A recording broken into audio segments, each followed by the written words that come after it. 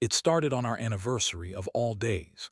That morning, I woke up feeling lighter than usual, probably because I'd had a few drinks the night before, celebrating the years we'd built.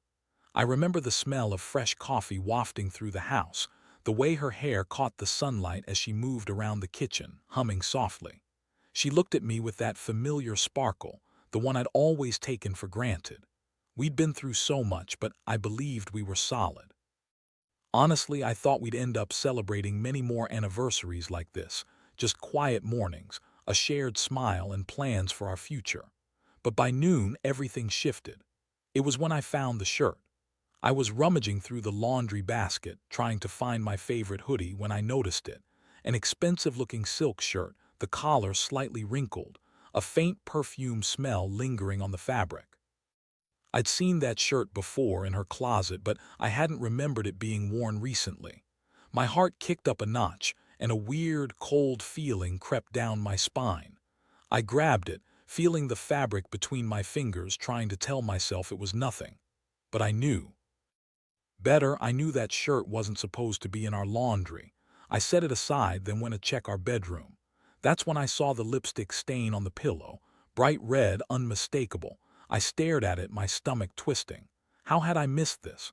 I knew she'd gone out the night before, but she'd said she was working late, said she was exhausted. She insisted she was committed to us, that she loved me. I'd believed her, damn it. I've been stupid enough to trust every word she said, every excuse she threw my way. I was standing there, holding the shirt and staring at the pillow when my phone buzzed on the nightstand. I hesitated, then grabbed it. There was a message from her boss, a guy I'd never liked. I'd seen the way he looked at her like she was some trophy. The message was simple, but it hit like a punch in the gut. Thanks again for a great night. Couldn't have done it without you. My fingers clenched around the phone and I felt the blood drain from my face. That's when it hit me. She lied about everything. She'd been with him. At our anniversary party, hours after promising me her heart. My fists clenched so tight my nails dug into my palms. I felt a rush of heat and cold all at once, anger, betrayal, disbelief. How could she?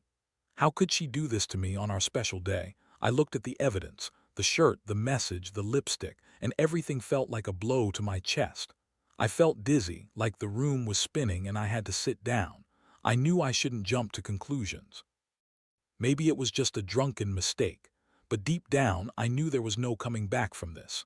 I spent the next hour packing the living room, trying to process what I'd just uncovered. Every time I thought about her standing there, promising her loyalty, my stomach clenched tighter.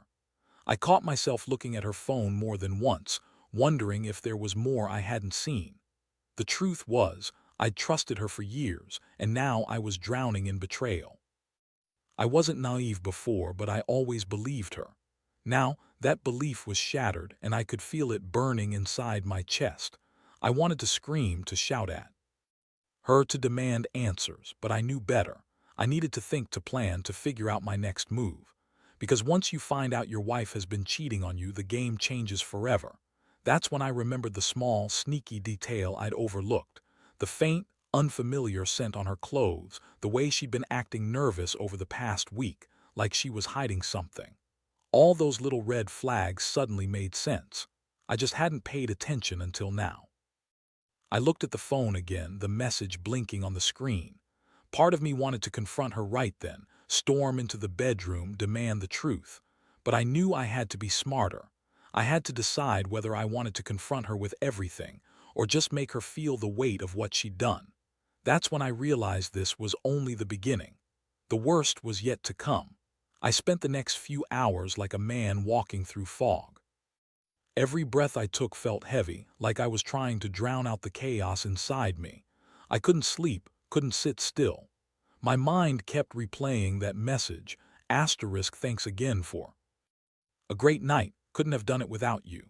Like some sick trophy of her betrayal, I kept thinking, how long has this been going on?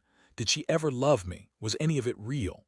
I remember standing in the middle of the living room, staring at the evidence I'd gathered, the shirt on the floor, the lipstick stain on the pillow, her phone still buzzing with messages. I knew then I needed a plan, not just for confronting her, but for taking control of this whole mess. Because if I let her keep lying, I'd never get past the pain. I'd be stuck in this whirlpool of betrayal forever. My instincts told me I had to find out more proof, more details. So I did what I probably shouldn't have. I snuck into her phone. I know that's a line most say you shouldn't cross, but I was already past the point of trusting her. I needed to see if there were other messages, maybe call logs, anything that would tell me how long this had been going on. I unlocked her phone with trembling fingers, trying not to panic. Her messages with her boss were front and center, more than just the one I'd seen. Flirty comments, inside jokes, plans for another night like last night. I felt the blood drain from my face. These weren't just a one-time thing, it was ongoing, a secret that had been buried under her perfect disguise.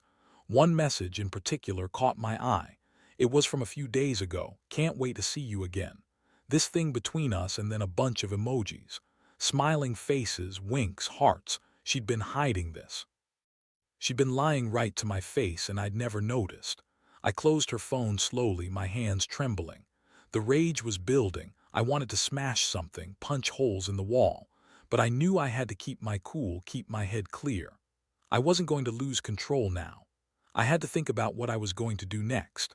By the time she came home that evening, I was already planning how to confront her, what to say, what evidence to lay out. I didn't want her to spin her way out of it, not this time. I knew I'd have to be cold, precise. I wanted her to see that I was some fool who'd be played anymore.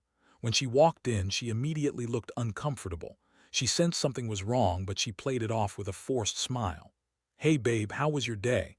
I looked straight at her, my voice calm but firm. "We need to talk now." She hesitated, then sat down cautiously. "What's wrong?" I pulled out the shirt, the lipstick stain, and her phone. "I found this stuff today. Seems like you've been lying to me for weeks." Her eyes darted nervously. "I don't know what you're talking about." "Oh, really?" I said, voice rising slightly.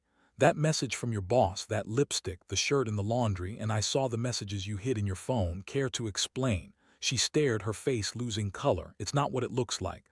Save it, I cut her off. "You wanted to cheat on me in our house on our anniversary. Did you think I wouldn't find out?" The silence was deafening. She looked at me like I'd just shattered her. And honestly, I felt like I had. But I also knew I couldn't keep pretending. I hadn't seen what was really going on. I told her I needed some space, that I'd be staying elsewhere for a while. I didn't want to see her, didn't want to hear her lies. I went to pack a bag, trembling with rage and heartbreak. As I grabbed my coat, she tried to stop me, tears in her eyes. "Please don't do this," she begged. "I made a mistake. I was drunk. It doesn't mean anything." That only fueled my fury. I looked her dead in the eyes and said, "You lied about everything, and I'm not going to be a part of this anymore. I deserve better than your half-truths and betrayal." As I slammed the door behind me, I felt something cold inside, determination. This wasn't just about ending the marriage. It was about reclaiming my dignity, about making her understand she'd crossed a line she couldn't come back from. Now, I had to plan my next move. I knew revenge wasn't just about hurting her. It was about sending a message. And I was going to make sure she understood exactly what she'd lost, the trust of a man who once believed in her, now left with nothing but the scars of her betrayal.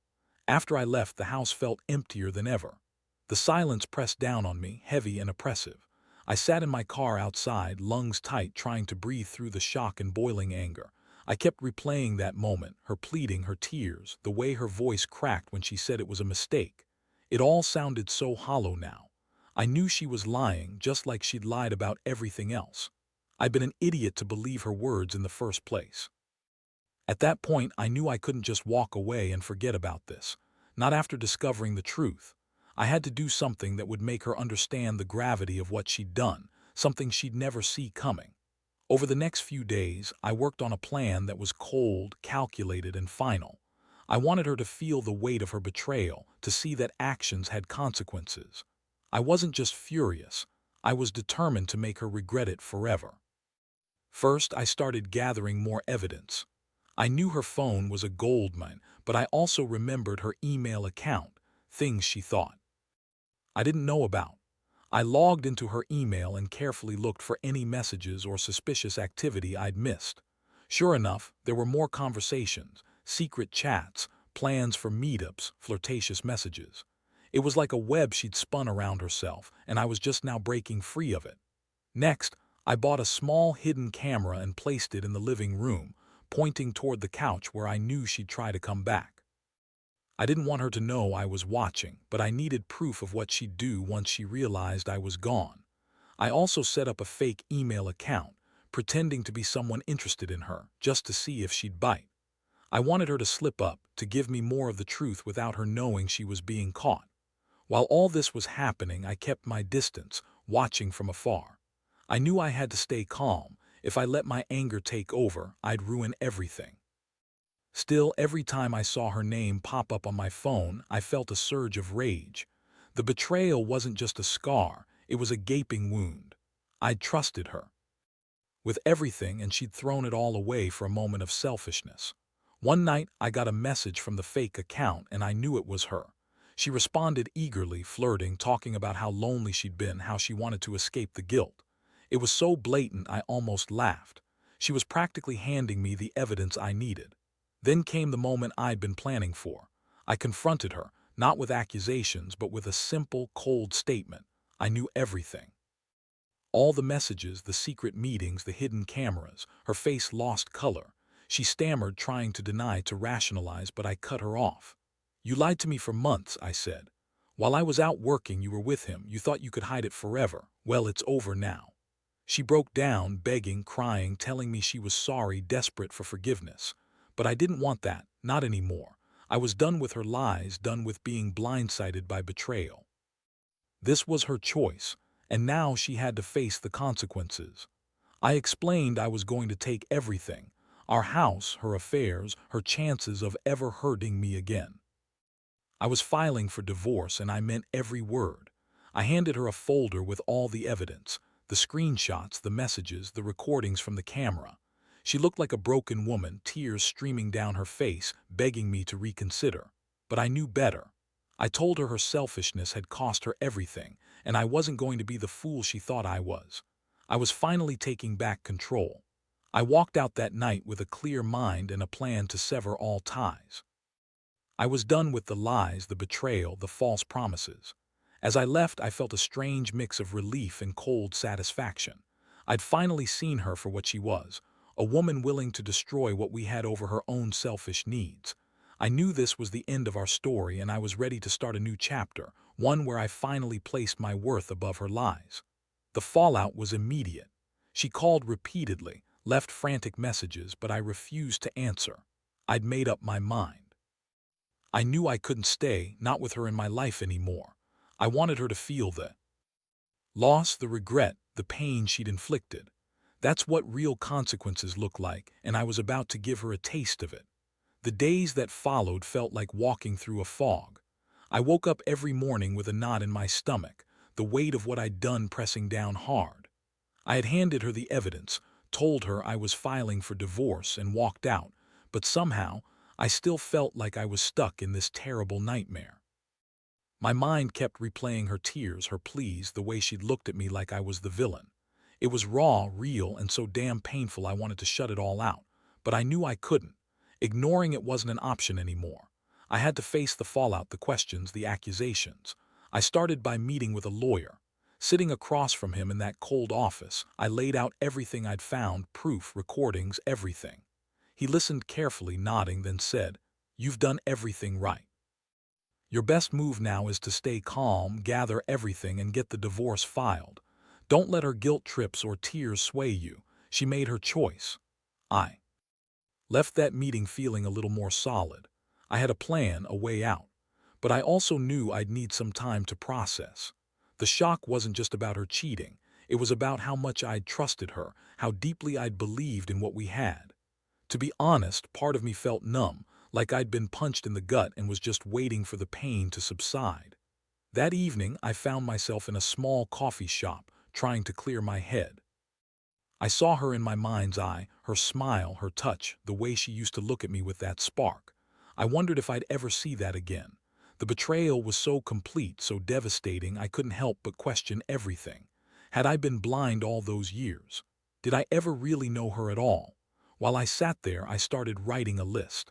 Not just the legal stuff, but everything I'd learned, everything I'd felt. Anger, sadness, confusion. Each one was a thread in this tangled mess I had to untangle. I knew I couldn't stay bitter forever, but right now, I needed to let the feelings come. Bottling them up would only make it worse. Then her name popped into my head again, and I felt my fists clench. I remembered her lying in bed that night, her voice trembling. How she'd begged me to stay, promising she loved me. That lie burned like acid in my chest. She played me for a fool, and I'd been so stupid to believe her. I decided I'd confront her one last time, not with anger, but with clarity. I wanted her to see that I knew the truth, that I wasn't going to be swayed by tears or apologies anymore. I'd give her the chance to face her own guilt. I called her that evening. Her voice sounded shaky, a little too rehearsed. "I want to talk," I said, "face to face."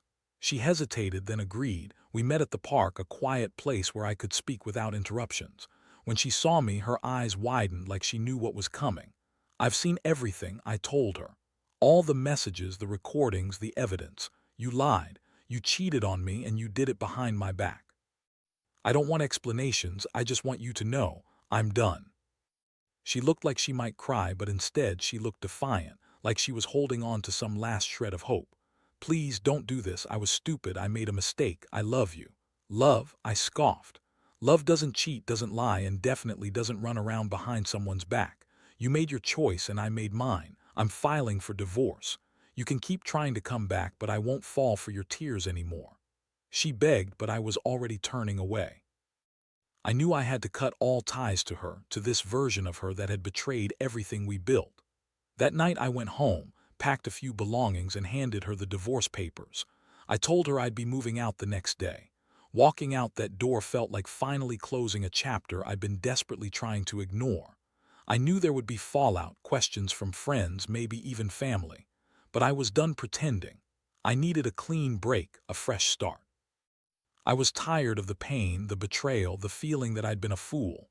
Now I just had to wait for the divorce to go through, wait for everything to settle. I thought about what I'd do next: therapy, maybe a new place, a new beginning. But for now, the only thing I knew was that I had taken control. I had faced the truth head on, and I was finally free from her lies. That's the thing about betrayal. It leaves you raw, but it also forces you to see what really matters. I've learned that trusting someone is a gift, but it's also a risk. And sometimes, the only way to truly heal is to cut out the poison, no matter how painful. The days after I handed over the divorce papers were some of the darkest I've ever known.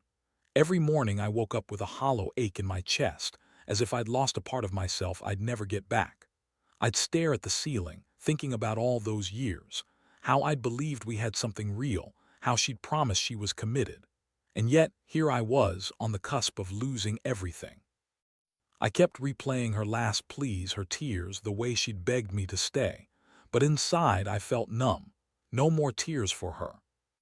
The betrayal had carved out a new space in my heart, one that knew I could never trust her again. I decided I needed space, time, and most of all, clarity. I couldn't let her words or tears sway me anymore.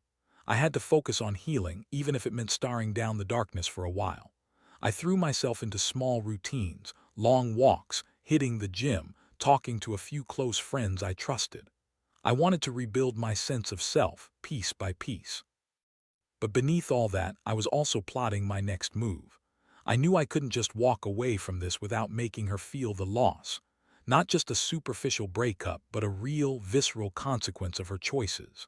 One afternoon, I decided I'd do something that might seem petty but felt necessary. I wanted her to see what she'd lost, what she'd almost thrown away. I knew where she worked, and I found out her schedule. I bought a small, discreet package of her favorite flowers, something she'd always loved. I didn't want to be a typical scorned husband. I wanted her to see that I was serious about moving on, and that she'd lost her shot at us. The next morning I arrived at her office. I waited until lunchtime, then slipped the flowers through her door with a note. "Just a reminder of what you threw away. Goodbye." I didn't sign my name. I knew she'd recognize it, and I wanted her to feel the sting, without any confrontation, just silent acknowledgement of her mistake. Watching her reaction from afar, I saw her pick up the flowers, then read the note. She looked stunned, then angry. I saw her mouth open, maybe to yell or call me, but she hesitated. That moment, her realizing I was really gone felt better than I expected. It was a small victory, but I knew I needed to do more. I couldn't just make her feel guilty. I wanted her to understand she'd lost the best thing she had. Over the next week, I kept my distance. No calls, no texts. I wanted her to stew in her regret, to see that I wasn't coming back. Meanwhile, I focused on my own healing, seeing a counselor, reconnecting with old friends, and rediscovering the parts of myself I'd neglected during the marriage. It was slow, and honestly, it hurt like hell, but I was determined to rebuild my life on my terms. One thing I did was clear out the house. I sold or gave away anything that reminded me of her, pictures, mementos, even some shared belongings. I wanted her to see that I was serious about moving on, about closing this chapter for good. I didn't want to be haunted by her betrayal, and I didn't want her to think I'd still hold on to some ghost of what we had. That process was brutal. Every item I packed away felt like tearing off a piece of my own flesh. But I knew it was necessary. If I was going to heal, I had to let go of the past completely. So I signed the papers, finalized the divorce, and handed everything over to the lawyer. When the final documents were filed, I felt like a weight had been lifted. It wasn't just legal, it was emotional too. Standing there, watching the final papers go through, I felt a strange calm settle inside me. I'd been betrayed, yes. I'd been humiliated and heartbroken, but I'd also found something I'd lost: my strength, my dignity. I was finally taking control of my life again. And no matter what she said or did next, I knew I was done being the victim. The lesson I took from all this: trust is fragile and betrayal cuts deep. But ultimately, healing comes from standing tall, facing the pain head-on, and choosing to walk away. Sometimes, the only way forward is to cut the cord completely, and that's exactly what I did. The final step was the hardest but also the most freeing. Sitting in my new apartment, I looked around at the sparse furniture, the quiet walls, and felt an unfamiliar sense of peace. The chaos of the past weeks finally settled into a calm I hadn't known since before I met her. I handed over the keys to the house, took a deep breath, and told myself that I was done, completely done. I knew she'd try to reach out, maybe with tears, apologies, or even accusations. But I was done playing that game. I sent her a final message: the past is dead. I won't be part of your lies anymore. I hope you find what you're looking for, but I've moved on. It felt like the last brick in a crumbling wall, finally breaking free from the betrayal that had haunted me. As I sat back and watched the sunset from my new window, I realized something important. Trust is a fragile thing, and once broken, it's nearly impossible to repair. But self-respect, that's indestructible if you nurture it. I lost her, yes, but I gained clarity. I found the strength I'd forgotten I had. More than that, I rediscovered that my happiness doesn't depend on someone else's lies or betrayals. Looking back, I see how blind I'd been, trusting her, ignoring the red flags, believing her promises even when the signs were flashing in neon. But that blindness was a lesson, a brutal, painful lesson. It taught me that I should never compromise my self-worth for someone who doesn't value me enough. That sometimes, the only way to save yourself is to walk away, even if it feels like death at first. I don't regret the pain or the heartbreak because it made me stronger. Now I know what I won't tolerate, what I deserve, and how to spot a betrayal before it destroys everything. I also learned that revenge isn't about hurting someone else. It's about reclaiming your power and dignity. I did that by finally closing the door, by choosing myself over her lies. And in the end, that's what matters. Moving on isn't easy, but it's necessary. The scars will heal, and one day I'll look back and see how this pain forged a better version of myself. I'm not perfect, and I still feel the sting sometimes. But I choose to focus on what's ahead, not what I've left behind. So to anyone out there stuck in a similar nightmare, trust can be broken, but your worth is. Never forget that. Take your pain, learn from it, and use it to build something stronger. Because the only betrayal that truly destroys you is the one you refuse to let go of. I closed that chapter, finally. And for the first time in a long while, I feel like I'm finally writing my own story again.